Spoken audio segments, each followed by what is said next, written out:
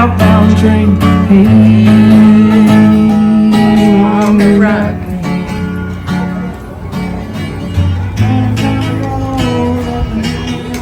Wanna be a fiddler in an old time string. My baby plays the guitar, I pick a banjo.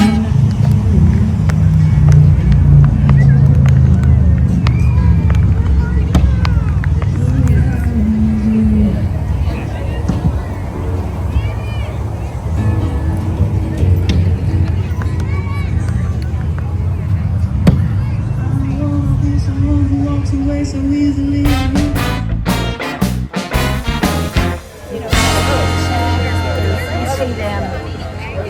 I talk to them every day. Johnny sits out on his bench.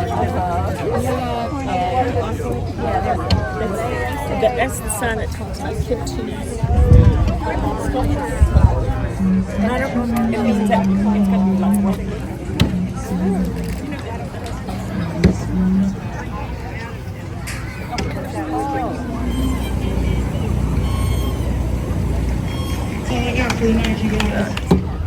All right, well, let's go ahead and get started. My name is Tom Eblen. I used to work for the Herald Leader, and now I just do a lot of projects. And one of my recent projects was to write a history of Town Branch Creek and this site for Gatton Park. And so that's why I'm here today. But anyway, welcome to all of you. I see a lot of people and a lot of familiar faces. So the first thing we'll do is walk over to this big sculpture and start over there. So just follow me.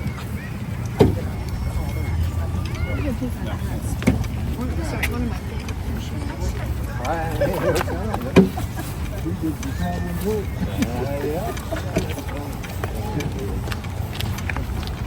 wife had never been from Montana and Wyoming, Utah.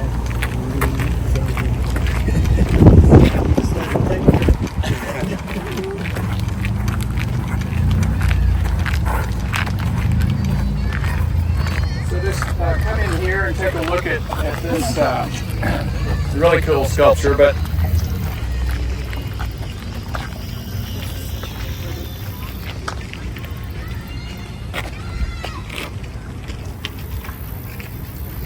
so we're going to start almost at the beginning. So let's go back about 450 million years, give or take a few million years.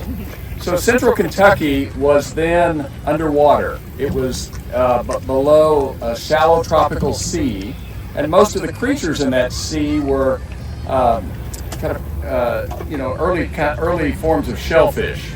One of the most popular of these, or the most common of these, was a macrolite.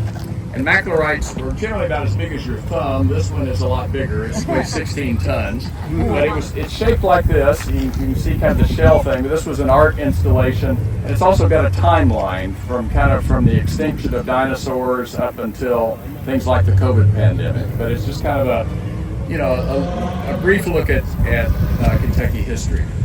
But so millions of years, there were all of these macrolites, brachiopods, all of these creatures, and over the millennia they would die, and the calcium carbonate in their shells, would sink to the bottom and get pressurized and get busted up by storms, and that is what formed the limestone, which is about 200 to 300 feet thick under a lot of central Kentucky.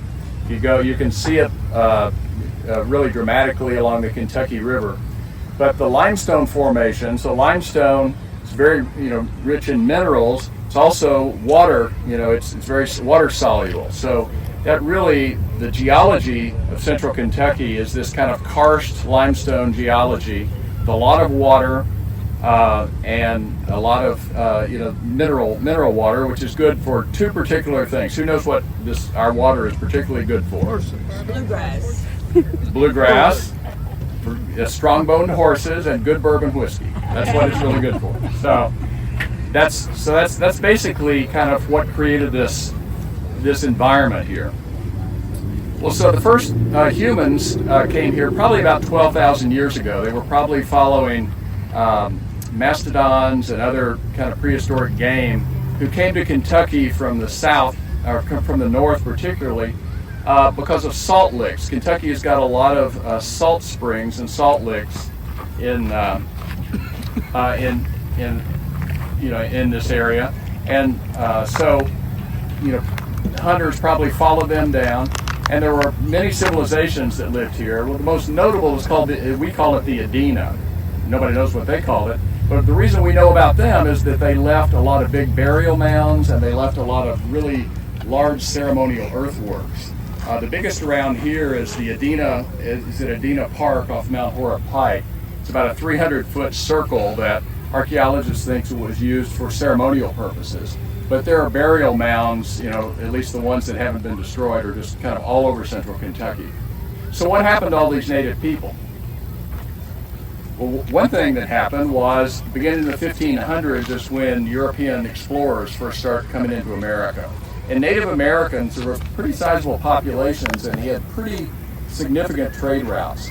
So you had, in some of the Adena mounds, they found like copper from Michigan, Lake Michigan, and shells from the Gulf Coast. So they were getting around. Well, the trouble was when the Europeans came, and they brought a lot of livestock with them, so they'd make sure they had something to eat. But they also introduced a lot of diseases for which, the native peoples had no immunity, particularly smallpox, typhoid, things like that. And so throughout the 1600s, disease wiped out anywhere from 40 to 90% of the native population. So by the time the first Europeans start coming here in the mid-1700s, it's very lightly settled. In fact, native people are just like European people in that the tribes fight with each other all the time. So there was a lot of war going on. Particularly the Shawnee by the 1700s had moved pretty much to Ohio, the Cherokee kind of down into Tennessee. And by the early 1700s, there was really only one native settlement of any size in this part of Kentucky, and it kind of died out about 1754. Anybody know what that settlement was or where it was? Yep. See, now, I know Kelly. Sorry. How do you pronounce it? Say it. Eskipakithiki. Eskipakithiki. You have to say it fast. Yeah. Eskipakithiki. Yeah, Eskipakithiki. So it was down kind of, it's kind of just east of the Mountain Parkway down between Winchester and Mount Sterling. But, so that was kind of the Shawnee name for this village. And we're kind of lucky because the Iroquois called that area and this area by a different name. And it was a word that kind of meant land of many meadows, and that was Kentuck. So we're just glad we're not the state of Escapit. I could say it before she. All right, Kelly, you're an archaeologist, right? Yeah, so you just teach at Eastern. But anyway, but this was pretty much a native hunting ground, various tribes going back and forth, particularly Shawnee, Iroquois, variations of Iroquois, some Cherokee.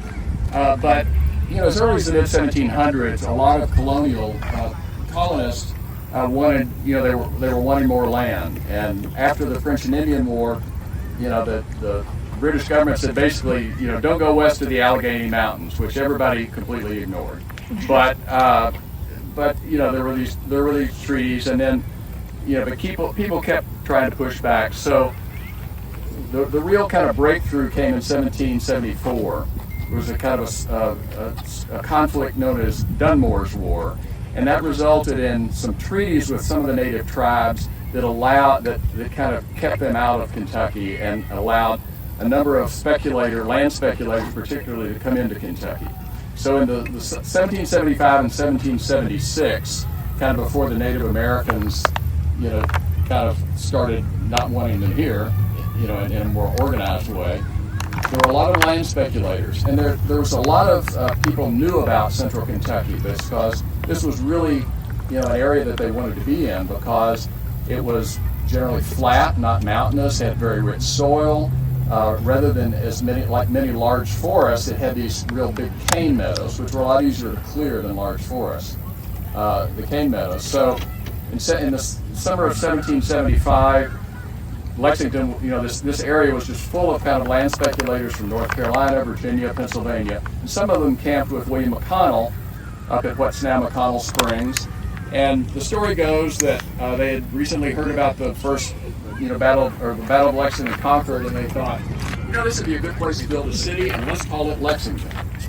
But before they could really do anything, the Native Americans kind of got their act together, and and kept them pretty much confined in Harrodsburg and Logan Station and some other forts. So it wasn't really until 1779 that a group came up from Harrodsburg, went to about the corner of Main and Mill Street, and cut down a big burnt oak tree and started building a fort. So we'll go kind of down this way a little bit more and kind of pick up with the story. By the way, feel free to ask questions as we go along. So.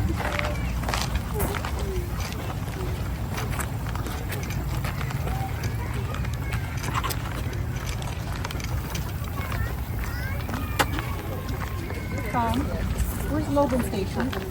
It's down here. Yep.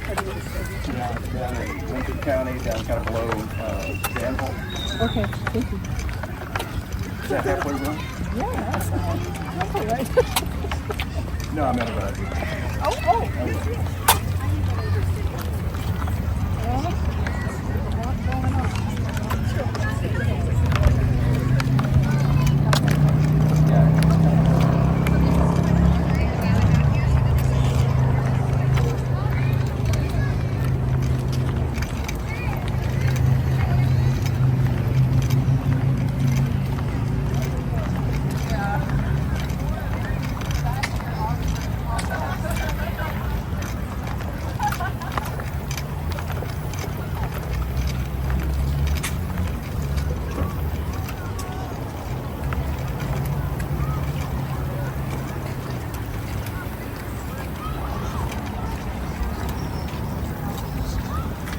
Kind of gather here on the bridge.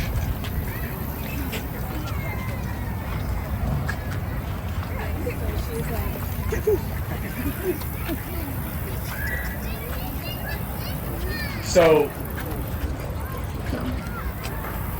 Give him a minute.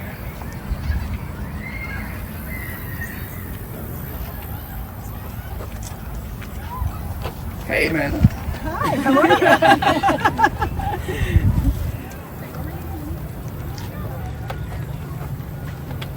So why did they want to build a city here? Well, first of all, there was this creek, and it just, which came to be known as Town Branch Creek, and the creek actually starts. Anybody know where Town Branch starts? No, Town Branch. That's McConnell Springs is that away, and the creek flows this way. Is it under Rupp Arena somewhere? Ben's cheating because I was talking about this earlier. Have you ever been? If any of you ever been to Mirror Twin Brewing and notice how that gravel parking lot floods like crazy every time you get rain? That's because the various springs that form Town Branch Creek are all around that neighborhood where I live, and they all kind of coalesced into a big spring. It was right below Mirror Twin and National Avenue. It was originally called Fowler's Pond. That area was a kind of a private park called Fowler's Garden, but these coalesced into a pond, and then the Town Branch kind of ran down kind of along on either side of Midland Avenue, kind of crossed Main Street, and then came up kind of between Vine and Main Street, up under there, and then this is kind of the last of the daylighted section. But it was this kind of creek, and there were springs all over, popping out of the ground. So they're looking around and they're saying, this is a really good place to build a town, because we got this kind of hill on this side, and then you've got a gradual shift up to about 6th Street on that side. And if you've ever run the Bluegrass 10K, Richmond Road, East Main Street kind of takes a gradual incline. So this group of, they were kind of adventurers and lawyers and surveyors. None of them, however, were civil engineers, because what they did was built a town in a floodplain. And so I said the fort was kind of built there about at Main and Mill Street, kind of where the Hilton Hotel is, kind of right with easy access to the creek. And guess how long it took for flooding to become a problem? Almost immediately. So you look at the creek today, there's a little bit of water in it because we've had some rain. If you were here a week or two ago, it was pretty dry. But flooding would become a constant problem. So they built the fort. Within a few years, in the 1780s, between about 1781, they kind of divide up on paper, they divide up lots and have a drawing for lots for the early settlers. And then over the next 10 years, they build out a street grid, which is still the street grid we have now. But rather than using compass points for the street grid, they used the flow of Town Branch Creek so that kind of everything was parallel. That's why Lexington is kind of set at a 43-degree angle, if you've ever wondered. So, you know, we're kind of cockeyed so that, you know, North Broadway is really like Northwest Broadway, and, you know, so that's kind of why the town was laid out this way. But the basic layout of Lexington from about High Street to 6th Street, or 7th Street, I guess, and from Jefferson until really about Race Street was the original grid of Lexington. And so in 1782, they applied to Virginia to be a town. The settlers who had made all these land claims, which they really were able to kind of validate the land claims in 1779, 1780. And then in 1782, Virginia recognizes, you know, we're still part of Virginia, recognizes Lexington as a town. And so Town Branch, you know, for the first few years was great. You know, you got fresh water popping out of everywhere. You got a nice stream. So people started building on it, but, you know, the people who got the lots before you got to town, they started getting flooded out so bad. The town trustees had to swap out their land, and they made it a town commons. And very quickly then they start kind of trying to channelize the stream so it wouldn't flood all the time. So they basically built stone walls all the way through town. And in the late 1780s, the town pretty much kind of ended at about Broadway, sort of over to Jefferson. But this area here, from about where Broadway is, where you see, you know, Rupp Arena, the Civic Center, this was all kind of a valley that became a real industrial area. So, so the first kind of industry really to be here was one of the very first grist mills in Kentucky. And it was a man named John Cock built it in 1788, about where the bridge is, a little further over, because the Oliver Lewis Bridge is built where Cock Street used to be. If you were here at Rupp Arena, this was called the Cock Street lot, and you got to it by Cock Street. Well, Cock Street was named for John Cock's mill, and that was the street, you know, the road that you went down to his mill. But in the 1780s or 1790s, the town trustees. In 1797, they actually approved building stone walls from Main Cross Street, which is now Broadway, to the mill race at John Cock's mill. And a mill race, you know, was kind of an area where it would focus the water so it would turn the mill wheel.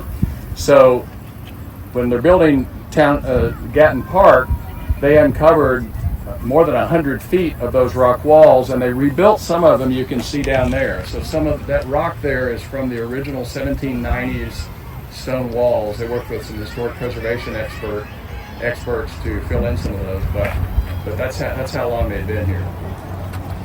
So we'll come back to the flooding in a little bit, because that's kind of a long part of the history. But let's see.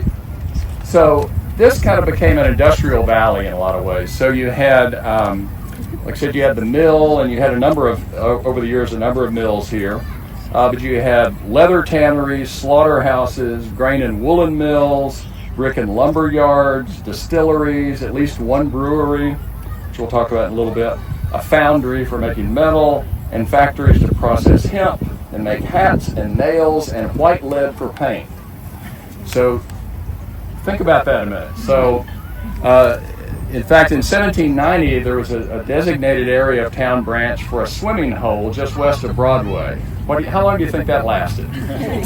Not very long. So you compound that with, where is everybody's sewage from the town going? It's going into the creek. So that's a problem. But this really kind of became an industrial backwater. So we'll kind of go a little further around this way so people won't, and we'll talk about some of the areas up here. If anybody's got any questions too. What? Is that stone just laid up? That's I think they, in rebuilding it, they probably used some concrete. Originally, they were just dry laid stone, yeah. Tom, other than down at Manchester, is this like from that over to there? Is that the exposed part of it? Pretty much, yeah. That's pretty much. Well, it's not exposed anywhere before you get there. It's all underground, you know, from the source to there. But it's pretty much exposed all the way to that point. Just open that for me.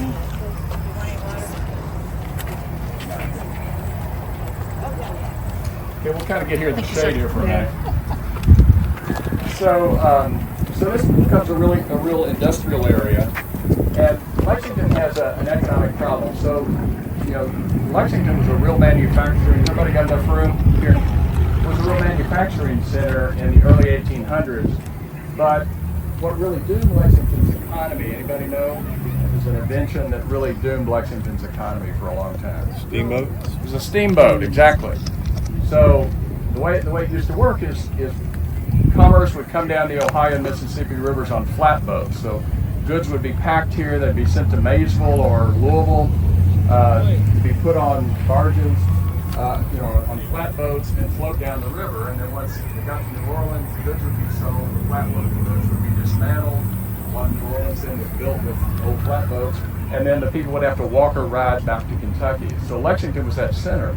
But once, after the War of 1812, when steamboats start operating, you got upstream travel, so all the commerce starts moving to Louisville and Cincinnati and Maysville.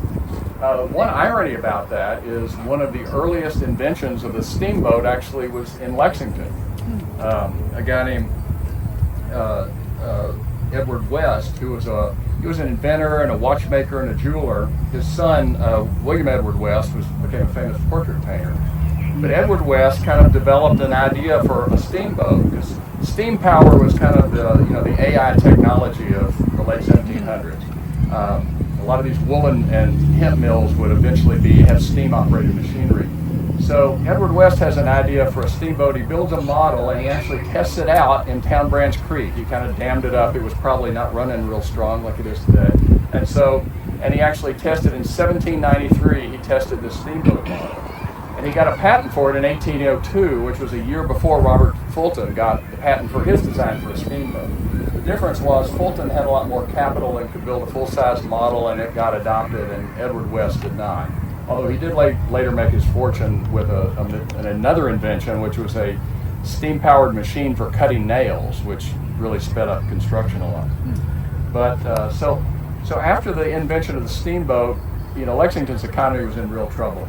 And so a lot of it kind of then focused around agricultural things, particularly the processing of hemp, growing and processing of hemp, which is a very labor-intensive thing. And what made that really possible for here was slave labor. One thing you've got to understand about Lexington is, from the very beginning, this was, it was a slave city. There was a lot of the hard work was done by enslaved black people. So you got to keep that in mind. That was really kind of the foundation of the economy, and hemp was a particularly labor-intensive, slave-based thing. And so hemp was used for particularly two things. It was rope, but what was most rope needed for? Anybody know? Sails. Sailing ships, right? Riggings for sailing ships. And thanks to our local politician Henry Clay, Kentucky Hemp got the contract. Kentucky hemp growers got the contract to supply the U.S. Navy, which was probably the biggest user of hemp rope. But also, as the cotton economy developed in the Deep South, hemp was also used as the bagging to cover bales of cotton for transporting them. So Lexington had not only a lot of rope, what they called rope walks, which were these kind of long outdoor sheds for twisting rope fibers of hemp, but also bagging factories to make the loose weave for bagging. So that's why early on there was hold on a second. But we'll talk a little about the railroads next, which was really kind of what saved Lexington's economy for about a century. But first of all, I wanted to point out some of the surrounding neighborhoods. So you look on, we'll start on this side. So on this side, Manchester Street, there was really, originally it was a community called Manchester, which is now kind of called Irishtown. But Manchester was kind of that neighborhood. And then after the Civil War, kind of some low land here that's now along Oliver Lewis Way was Davistown or Davis Bottom. And Willard Davis, who was a lawyer and a land speculator and a civil rights advocate, as a number of people in Lexington, saw an opportunity to provide building lots for newly freed black people who kind of came to Lexington droves after the Civil War, kind of to get away from where they were and to find more opportunities in the city. The black population really exploded between 1865 and 1870 here. So Davis Bottom was over there, and that eventually then became a mixed race community, but it was like Lexington's poorest neighborhood really as long as it existed. Lexington has a long history of not investing in poor neighborhoods, and very little infrastructure investment at Davis Bottom. Very, very, and even in the early 2000s, when it was still around, code enforcement was almost nil. There was a lot of really substandard housing there. And finally, a lot of those people were relocated to new houses. Land Trust now owns that land, and they're building a lot of affordable housing over there. But that was kind of that area. Then up here on the hill was Woodward Heights. This was kind of developed in the 1870s, 1880s, 1890s on the estate of Madison Johnson, who was a local lawyer, and he had about 12 or 15 acres. It's probably a little more than that, about 20 acres, I think. But his house, Bothram, which is a stone house that was built in the 1850s there on Madison Place. John Karloftis, the garden designer, recently did a fabulous renovation of that. But this was all cut up for pretty kind of high-income white people in the late 1800s. And then on the other side, kind of where the big Rubber Arena parking lot is now, was about half of the South Hill neighborhood. The South Hill is kind of as old as Lexington. That neighborhood starts in the late 1700s, but it was interesting for several things. For one thing, a lot of Lexington's founders ended up moving there after the original cabins because it was on high ground. They didn't have to worry about flooding or mosquitoes or that. Robert Patterson, who many of you have seen the Patterson cabin over on Transylvania's campus. That was actually originally built in Davis Bottom, and then Patterson moved on from Lexington to help found Cincinnati and Dayton, Ohio. So eventually the Patterson cabin was moved to Dayton, and then it was brought back to Lexington. I'm not sure how many of the logs are still original, but some of them maybe. But Patterson, after he moved out of the cabin, his house was up here on South Hill. Also in South Hill, there was a pretty large free black community, which is a little surprising for a town where slavery was such a big part of the economy. But many slaves, did very highly skilled labor, particularly trade labor. They were masons, they were house builders, they were barbers. They did a lot of highly skilled trades, and many of their masters would let them work on the side and earn money, and they eventually bought freedom for themselves and their families. And they would, some of them actually became quite prosperous. Many of the houses you still see along Upper and Mill Street were not only the houses of free black people, but some of them were their rental property. They had enough for rental property. Probably the most notable is the Oldham House on South Limestone that was renovated a few years ago. It's a really nice place, but several of the ones on Mill are there. So anyway, South Hill though, a lot of it had become run down, so when urban renewal came through Lexington, like a lot of cities, the first areas to be targeted were slums that had been ignored by the cities for years, so they tended to be where poorer people, black people lived. So about half of South Hill was torn down in the early 70s to build that big Rough Arena parking lot, which is scheduled for redevelopment, since surface parking lots are not exactly a great use of space. So, well, let's go ahead and go on down to the, we're going to walk along the edge here down to the amphitheater, and that way if some of you need to sit down, there's some areas there we can sit down. We'll talk a little about railroads and some of the other later history. Yeah, Tom? Yeah. Any idea what some of the free blacks, do they have businesses, or how did they, any particular? So a lot of Ben Perry asked, what were some of the businesses? A lot of them, I said, were builders. One notable one is Henry Tandy, who Henry Tandy Park is named for. Henry Tandy actually came to Lexington after the Civil War from Estill County. He had been enslaved. He came up here in the first couple of years. He worked for a photographer as kind of his assistant, and then he learned to be a brick mason. and he worked for a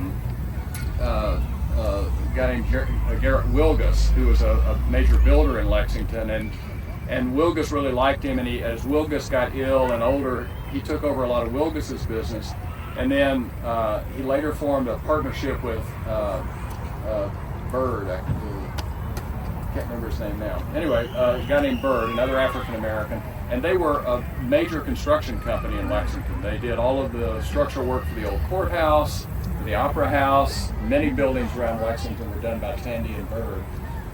Tandy's house actually is still on Main Street. It's that pink house. It's got a historical marker in front of it. But he, in 1900, Henry Tandy was the wealthiest black man in Lexington.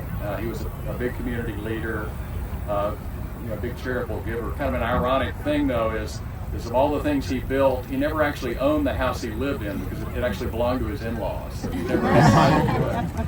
But his son also became famous. His son was Vertner Tandy, who went to Cornell, became an architect. He was the first registered black architect in New York, built a number of buildings in New York. Any other questions? Yeah. What was there before the UK campus? What was there at UK before the UK? There used to be lake. Oh, yeah, well, there were a lot of lakes. Yeah, there were some lakes. Talking about the lake on the UK campus. Yeah, there were a couple, because there's springs all over the place. So there was a spring, Maxwell Spring was kind of about where the Singletary Center is. There was another big spring and a spring-fed lake that was right at the corner of Euclid and South Limestone, where the alumni gym is. There's also another lake off Bolivar Street there, where the School of Art and Visual Studies building is.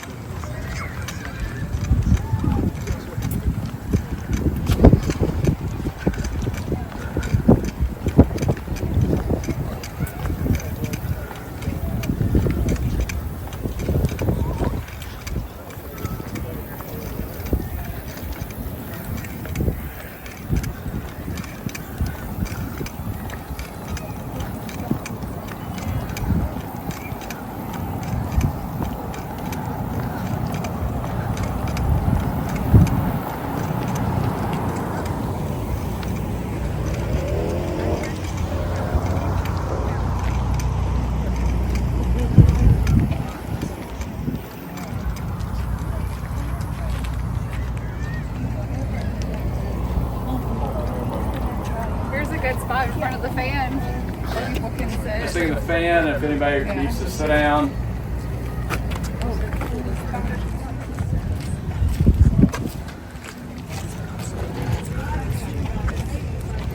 One thing Erica wanted me to mention is where we passed back over there. In a few months there'll be a new art installation about kind of untold stories of Town Branch, kind of some of the black communities that live along Town Branch. Another thing kind of really to understand about Lexington's history is that really until the 1960s and the civil rights laws, Lexington was not a very segregated city until about the 1890s. And with the Jim Crow laws, you got some really strict segregation. Been a lot of good work done by Rhoda Roberts and other people about kind of the history of housing segregation in Lexington. But a lot of the in-town black communities, the people who lived along Town Branch were some of the poorest and tended to be black communities. Along Manchester Street there was one, it was called Robinson's Row, which was a former hemp factory that then the buildings were repurposed as kind of tenements for black workers who were at various factories or the railroads. And then if you go on the other end where kind of Charles Young Park is and all that green space there along Midland Avenue, that was an area called Goodloe Town, which is kind of like Davis Bottom. Mr. Goodloe, who was a lawyer in town, Cassius Clay Goodloe, was sold a lot of lots there, and it was particularly black people, but it was right along the creek, so it didn't smell particularly well. It was susceptible to flooding, of course. But Goodloe Town was there until the early 1900s, and then kind of the worst of them was probably called Branch. It was called Branch Alley. It was basically between Limestone and Rose Street, kind of along there where Vine Street and that corridor is now. It was kind of along where Town Branch was, and it was kind of a real scandal. In fact, in the 1880s, the Lexington Leader, which was a Republican newspaper, so at the time Lexington was run by a Southern Democratic machine, like a lot of Southern cities, and so the Republican newspaper really attacked them for the bad conditions of Town Branch. There was a lot written about Branch Alley and kind of what a nasty place it was. Okay, how's that? A lot of Okay, why don't we come over here if you can? Okay, how's that? Okay. much better. But anyway, so Branch Alley eventually disappeared after Union Station in the early 1900s. 1907, Union Station was this beautiful train station that was then replaced by the ugliest parking garage in town, where the county clerk's office is, and the police department. That was Union Station. And as Union Station, as the railroads grew, the tracks basically kind of, they took all the land there. So we were talking about the steamboat and railroads and kind of Lexington's economy. So early on, city leaders realized, we really need a railroad. And railroads were a particularly new invention then. But in 1830, a bunch of civic leaders got together and put up some money to create the Lexington and Ohio Railroad. And the idea, this was the first or second railroad built west of the Allegheny Mountains. It's kind of, there was one in Louisiana that was about the same time. The Lexington and Ohio Railroad, the idea was to create a railroad from here to Louisville to bring goods back and forth. So it was a pretty primitive setup. For a first little while, the rail cars were pulled by horses, and then finally there was a local engineer built a steam engine. But finally in 1832, they built enough track to kind of go almost to Midway. Eventually, though, it only went as far as Frankfort. And then the Panic of 1837, basically the company went out of business, and its rail line was taken over succeeding railroads, eventually the L&N for a very long time, R.J. Corman. The rail line is still there. If you go out Town Branch Trail out west, you see that rail line that's still going back to the 1830s. But, so that first effort failed, and a lot of local businessmen lost a lot of money in that venture. But within a few years, railroads they got the technology perfected, and railroads became a big thing. Between the 1850s and the 1870s, Lexington got what became the L&N line. Then there was a need to build a rail line into eastern Kentucky, so they started there in National Avenue, right up where this way it is, and they built what became the C&O line going to eastern Kentucky. They came into downtown came down that way. Some of you have been here a while may remember the old Southern Depot on South Broadway. So there was that depot, and then Union Station, which was torn down, I believe, in about 1958 or 9, 57, 58, 59, after passenger service declined. But But as the railroads grew, it became a real economic engine. So Lexington, particularly for hemp and tobacco and horses. In fact, Fairway neighborhood for many years was, the end of Fairway was called, with the U.S. Army's, it was called the Cavalry Remount Station. And so the U.S. Cavalry would get a lot of Kentucky-bred horses and kind of process them there along rail lines and ship them to the U.S. Cavalry. Because Kentucky horses, in fact, General Custer rode into the Little Bighorn on a horse that he bought at Woodburn Farm over in Midwest. So Kentucky horses were really prized. So as the railroads grew, kind of the industrial valley there, of the park became full of railroad tracks. There was a roundhouse for repairing engines, and there were a bunch of warehouses. Even into the 1970s, there were a lot of old railroad warehouses in this before it was all leveled to become a big parking lot. The trains, the L&N's main freight depot was kind of down this way. If you look here, so this right here is Main Street Baptist Church, which is a historically black Baptist church that's been there since 1863. The original church was there kind of with the building where the steeple is. It was right on that corner. And where the bigger building is now was Lexington Brewery. And don't know exactly how long it was there, but the brewery started in 1793. But now I know by the 1830s it was on that site, because I found some old ads in newspapers, and it mentioned, because old newspapers didn't often tell where businesses were because it was a small town, everybody knew where they were. But this one happened to say on Main Street at the end of Jefferson. So Lexington Brewery was there. And they would bring in the grain, and then of course in the back they had a cattle lot to eat the used grain, so that didn't help water quality in Lexington either, because the cattle was going right into the creek. And then on the other side there, on the other side of that street, which is originally Marino Street, now Tucker Street, is the Mary Todd Lincoln House, which haven't been there, it's worth seeing. It was originally built in 1806 as a inn. The Todd family lived there. Then after the Todd family sold it in the late 1800s, it was a boarding house. It was a bordello. Belle Breezing got her start there. Run by a madam named Jenny Hill. And then it was a warehouse. It was a warehouse for Williamson Lumber Company, which had a big wood planing mill. Because in the 1890s, early 1900s, a lot of big old growth timber was coming out of eastern Kentucky. It would come to Lexington, and it would be milled into a lot of planing mills in Lexington at that time, and a lot of them were along this corridor here, all the way through town, and then up along National Avenue, Winchester Road, that area. That's why all the lumber companies were kind of aggregated. Back then you had Perry Lumber Company, Congleton, several others that were along there because of the railroad. Let's see, brewery. But anyway, this area became, it's like a real railroad center. And then in the late 60s, so passenger service stopped in 1957, because by then a lot of people after World War II, you had this era of prosperity, people had bought cars. Very soon you had the interstate highway system being built, so train travel, passenger train travel plummeted. So this was kind of, a rail area. So in the late 60s, they finally worked out a deal between the city and the railroads to pull up all the tracks in downtown Lexington. And that took a number of years, from about 68 to 72 or 3. And that's when all of the downtown area there was kind of redeveloped. Main Street was made one way. They built a new Vine Street. Those parking lots were made in the middle, because that had all been railroad tracks. So it really reshaped Lexington, by getting rid of the railroad tracks.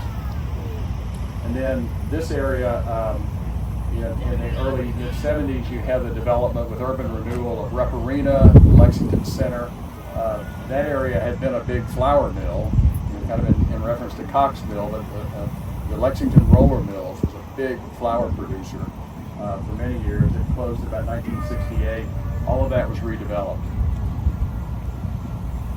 So, and then once Rupp Arena was built, you had that big service lot up here, and then what was then the Cox Street lot was here. And, it was kind of a lot of wasted space. And a number of, Lexington had kind of helped, flooding had always been a problem. Pollution had always been a problem. And they would be periodic, in the late early 1900s, there would be periodic bond issues to really spend the money to improve the infrastructure, and Lexington residents always voted them down. But in the 1930s, once a lot of federal money was available through New Deal programs, Lexington said, "Oh, that's great. We'll get some New Deal money and fix our sewer system." So in the 1930s, beginning in about 1934, they went in, and a lot of Town Branch had been covered by then, but in kind of very haphazard way. But they, reinforced a lot of that. They did a whole nother line. They really got serious about separating storm sewers and sanitary sewers and cleaned. And the work in the 1930s really stopped a lot of the downtown flooding, which by the 1920s and early 30s it got really bad. You may have seen some old pictures from 1928 and 1932 where there was 3 feet of water in Main Street after a big rain. And that was kind of a every few years there'd be a major flood. You can look at old Lexington newspapers. One of the most colorful ones was in 1846. There was a major flood. It came down so hard that it took out 2 dams between Fowler's Pond there on what's now National Avenue, and it swept into downtown, and the reports were that the water came in with such force that it washed whiskey barrels out of the cellar of the Phoenix Hotel. There was a colorful guy in town, Leslie Combs, who had been a general in the War of 1812, and the story goes that he wanted to get a better look at the flooding. He climbs up on this big pile of lumber, and then the lumber starts floating down the river. And he wasn't concerned. He just kind of took his hat off and waved and said, "Well, boys, see you in New Orleans." And they had to rescue him. But so with, in 2007, the Environmental Protection Agency finally said, enough is enough, Lexington. Woodford County was really getting tired of the polluted water. Stormwater was a problem all over town. We had inadequate sewage treatment plants. So there was a consent decree from the EPA lawsuit, and Lexington's spending close to $600 million to fix a lot of these problems. And a lot of the infrastructure in Gatton Park is part of that solution. Things like this swale here for water to go. And also Town Branch Commons, which is that kind of pathway through town. A lot of the cost of that is stuff you don't see.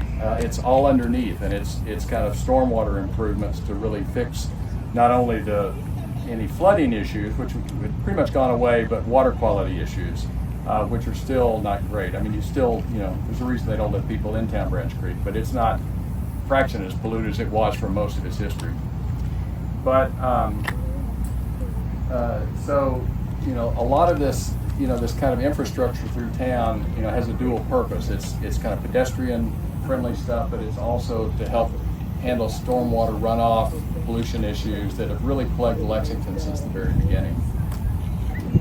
So that's kind of an overview. What questions do you have? Yeah. I know you said that the economic structure of Lexington was really intimately tied to slavery, and I recently learned that Henry Clay's plantation was about 600 acres, which encompasses now Woodland Park. Do you know if there was any overlap of where we stand now? Not for Henry Clay's land, but yeah, Henry Clay's, the Ashland plantation was about 600 acres, and actually Sam around those more than that, but it did include Woodland Park and a lot of Chevy Chase. Kind of really, I guess, out to about Alumni Drive almost. It was basically Henry Clay's estate went from where the park is now probably all the way to about UK campus, because after the war, the University of Kentucky, became the University of Kentucky, their president basically lived at Henry Clay's house for like 12 years and used the property for the continuing agricultural experiments for Kentucky and A&M. But it was huge. It was basically Lexington from here to there to about UK campus. Wow. It's ironic, the Ashland estate was as Sam said, Sam's a guide at Ashland, that's why I called him. Gotcha. But yeah, it was about 400 acres, and the state said, university's not going to need that much land, and so they kind of took it away from them. So yeah, you know how that goes. Well, that's what I was going to ask. Isn't the University of Kentucky a land grant farm? I mean, a land grant university? And if so, was all of the land that was granted from the Henry Clay estate?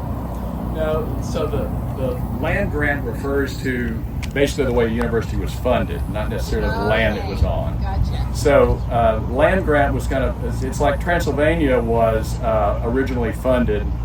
So Transylvania got a charter in 1780. It was really Kentucky's first public university, and the money to start Transylvania came from land that was seized from British loyalists during the Revolutionary War.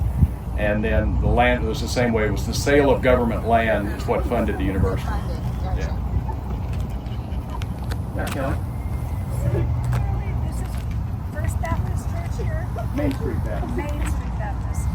I recall reading back and forth all kinds of summary about the conflict they wanted to, or the developers here in the city wanted to tear that down. Could you just summarize that? You know, I didn't, a lot of that happened after I left the Herald Leader, so I didn't really follow it closely, but I think it had to do with the Jefferson Street.